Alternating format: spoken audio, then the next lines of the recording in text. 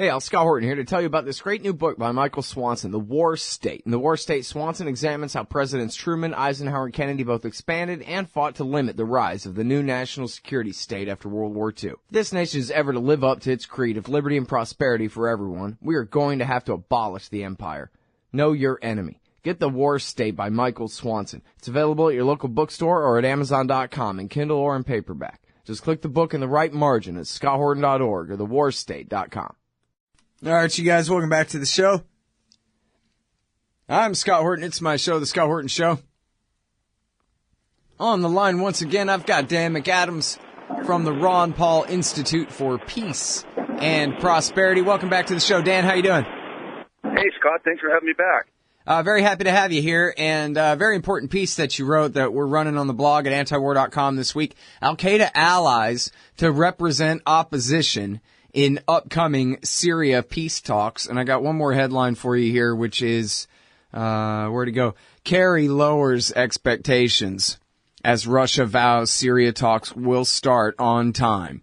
And Kerry says there will be no direct meetings during the first round of talks. So I guess my first question for you is, could you explain who all is meeting and particularly which all Syrians? Because I've seen lists of, I don't know, maybe more than a dozen countries who are meeting here, but doesn't seem like there's that many on the Syrian side, including the Assad side or any of the various jihadist groups that have been fighting against him, except perhaps maybe this one that you're writing about here, this Jaysh al-Islam.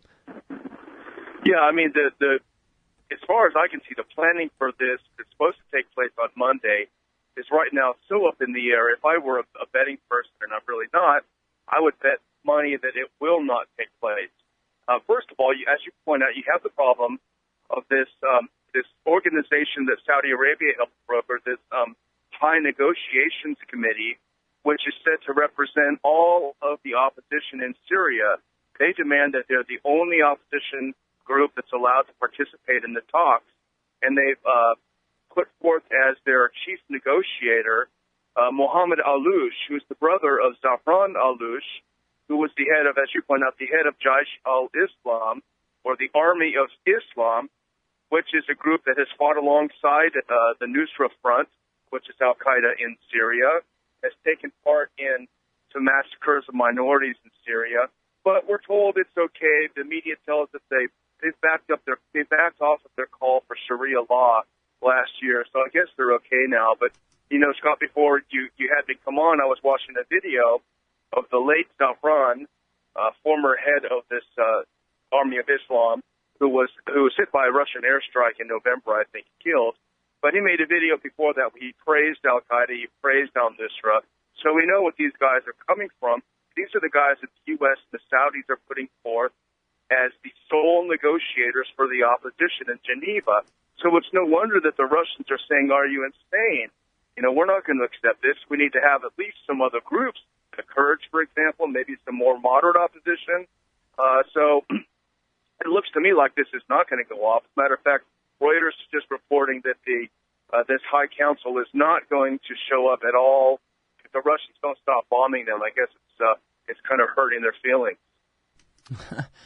Man, so they're not even trying to get any other mythical moderate groups represented at all? Just this Jaysh al-Islam is supposed to be the umbrella for, I guess, probably not the Islamic State, but for Al-Qaeda, Ahrar al-Sham, and the rest of the other groups, or what?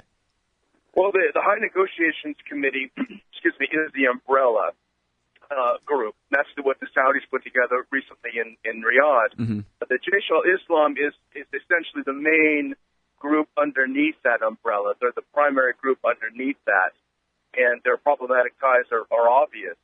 But, you know, it's basically they've put so much time and effort into it that they want this to be the only group, and I guess that this committee feels that they have got the backing of sufficient backing of foreigners. They're going to say nobody else can show up but us to the negotiating table. It seems unlikely that it'll happen that way. But then again, that great mastermind of State Department Public Affairs, John Kirby, said yesterday that the U.S. is going along with the idea that they should be the only sole negotiating group. So basically, something's got to give. Either the Russians accept al-Qaeda as a negotiating partner, or the U.S. puts some pressure on the Saudis to get these guys to back off. Yeah.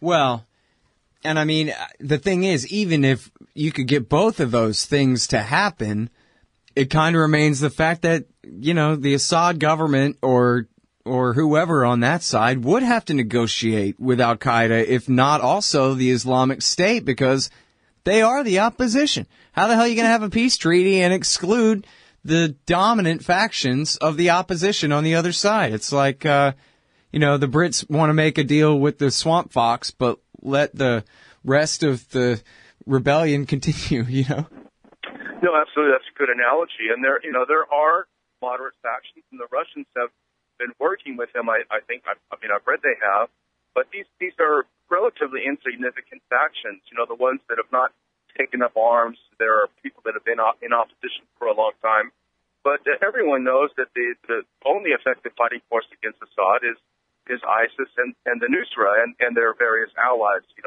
The various names. So that really is a question. It's come to a head in a matter of speaking.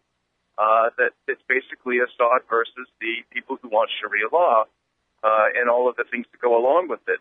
So this is the case with U.S. foreign policy. When they're backed into a corner, what do? But they double down. And that's why I saw a piece on Zero Hedge this morning that Ashton Carter announced today that the U.S. is going to send in the 101st Airborne to retake Mosul and, more interestingly, Raqqa, the headquarters of ISIS in Syria. So in Carter's mind, the U.S. is going to invade Syria and re-invade Iraq.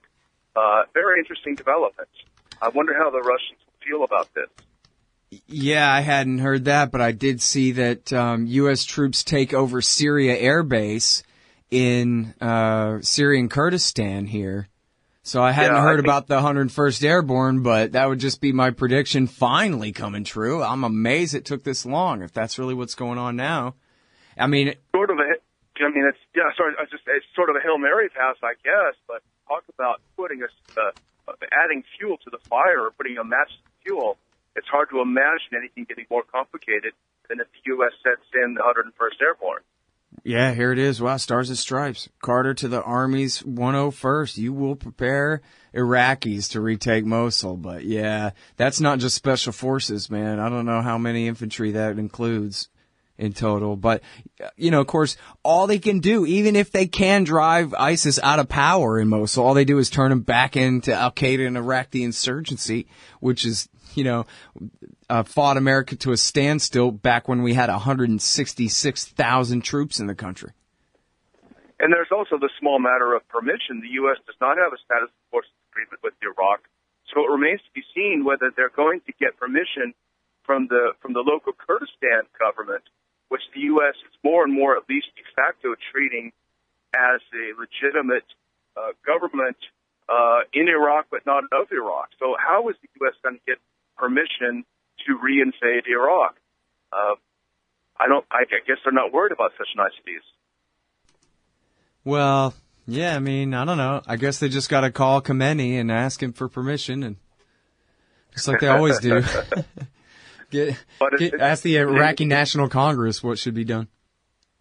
Remember with John Kerry, it wasn't that long ago where he said to the Russians, you don't just invade another country on a false pretext. Yeah. But here we are about to invade Syria. We know we already have special forces. The U.S. already has special forces operating on the ground in Syria. But this will be of a much greater magnitude if this is indeed what takes place. And then, as Zero Hedge points out, I think great point. Okay, so they take Raqqa, then what do they do next? What does the 101st do? Do they just sort of pull out and say, "Ooh, job well done"? Do they move on to Latakia and the rest of western Syria? And how will the Russians take that? Right. Talk about a can of worms. Well, and if they're putting troops right now in not just special forces, but building an air base even in Syria and Kurdistan, they're de facto, creating an autonomous, independent Syrian Kurdistan there, which is, obviously not just problematic for the continuation of the war with Assad, even though I think the Kurdish leadership is on the record as saying maybe they don't want to be ruled by Assad, but they don't want to see him lose Damascus either. But it's also picking a fight with our allies, the Turks, who of course are on the side of al-Nusra and I guess ISIS as well, or they have been in the past, and certainly are opposed to any American move to create a new autonomous Syrian Kurdistan there, Rojava or whatever they call it. So all just future conflict. They're just laying out and with possibly with our NATO partner there. Because the Kurdish issue is one that they'll fight over, right? I mean, what are they going to do? Give up on the Kurdish issue, the Turks? I mean, this is the poster child for non-interventionism, isn't it? You know, you get in there and you take sides with one group and you realize, oh, shoot, our NATO allies are slaughtering these people who we're calling allies ourselves. You're absolutely right. The Kurds are absolutely not going to stand for a de facto independent Kurdistan in northern Syria. It's just not going to happen. So how are the brainiacs in the U.S. State Department and Pentagon going to square this circle? I don't know, man. It's going to be bad, though. Listen, I'll let you go. Thanks very much for doing the show, Dan. I appreciate it. Thank you, Scott. All right, Chuck. That's the great Dan McAdams. You can see why he was Ron Paul's foreign policy advisor for years in his congressional office there, and he now runs the Ron Paul Institute for Peace and Prosperity. Hey, y'all, Scott Horton here. Are you a libertarian and or peacenik? Live in North America? If you want, you can hire me to come and give a speech to your group. I'm good on the terror war and intervention, civil liberties stuff, blaming Woodrow Wilson for everything bad in the world, Iran, central banking, political realignment, and, well, you know, everything. I can teach markets to liberals and peace to the right. Just watch me. Check out scotthorton.org/speeches for some examples and email me scott@scotthorton.org for more information. See you there. Hey, y'all, Scott Horton here for wallstreetwindow.com. Mike Swanson knows his stuff. He made a killing running his own hedge fund and always gets out of the stock market before the government-generated bubbles pop, which is, by the way, what he's doing right now, selling all his stocks and betting on gold and commodities. Sign up at wallstreetwindow.com and get real-time updates from Mike on all his market moves. It's hard to know how to protect your savings and earn a good return in an economy like this. Mike Swanson can help. Follow along on paper and see for yourself. wallstreetwindow.com. Hey, y'all, Scott here for Samurai Tech Academy at mastersamuraitech.com. Modern appliance repair requires true technicians who can troubleshoot their high-tech electronics. If you're young and looking to make some real money, or you've been at it a while and just need to keep your skills up to date, Samurai Tech Academy teaches it all. And they'll also show you the business, how to own and run your own. Take a free sample course to see how easily you can learn appliance repair from mastersamuraitech.com. Use coupon code Scott Horton for 10% off any course or set of courses at mastersamuraitech.com.